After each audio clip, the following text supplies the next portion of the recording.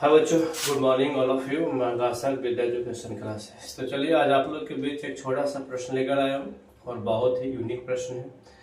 तो देखिए आज का प्रश्न है कि किसी संख्या का घात अर्थात पावर अगर शून्य हो तो उसका मान 1 क्यों होता है ना। ये हमको सिद्ध करके आज बताना है कि अगर किसी संख्या का अगर पावर 0 हो जाए तो उसका मान 1 क्यों होता है ना। आइए इसको हम सिद्ध करते हैं।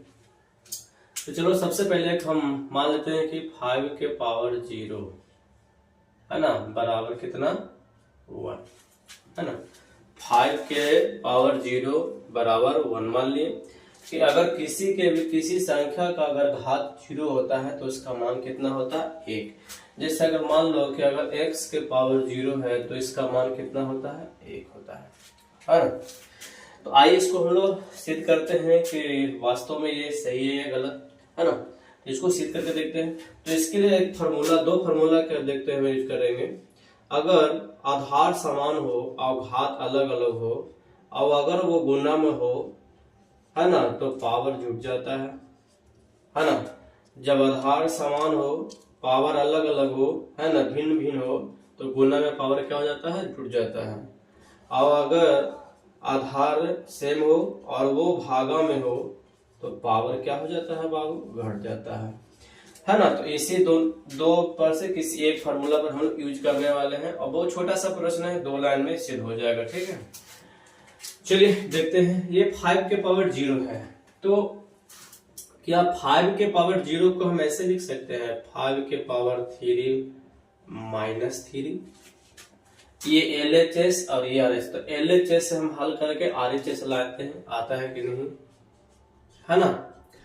तो देखिए 3 में से 3 जाएगा तो क्या हो जाएगा 0। आप बोलिए सर 3 रखना है तो नहीं बाबू, आप 2 भी रख सकते हैं, 4 भी रख सकते हैं, 5 भी रख सकते हैं, कोई दिक्कत नहीं है, ठीक है ना। लेकिन हाँ मतलब घटाने पर हमको 0 आ जाना है, क्योंकि 5 के पावर 0 को हम इस तरह से भी हम लिख सकते हैं।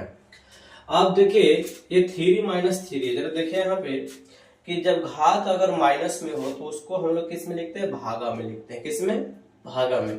तो क्या इसको हम इस तरह से लिखते हैं 5 के पावर 3 भागा 5 के पावर 3। अब 5 के पावर 3 हो गया तो अब हमको देखिए भागा देना है x के पावर m भागा x के पावर m, तो पावर आपका माइनस में, इसको हम इस तरह से लिख दिए। और हम जानते हैं कि भागा को बटा में लिखते हैं, तो 5 के पावर 3 और बटा 5 के पावर 3 लिख देंगे। अब इसको बताइए कि 5 को हम कितना बार लिखेंगे 3 बार, और नीचे भी 5 को कितना बार लिखेंगे 3 बार। तो 5 से 5 कट गया, 5 से 5 कट गया, 5 से 5, तो इसका आंसर हो जाएगा मेरा 1 × 1 × 1 या 1।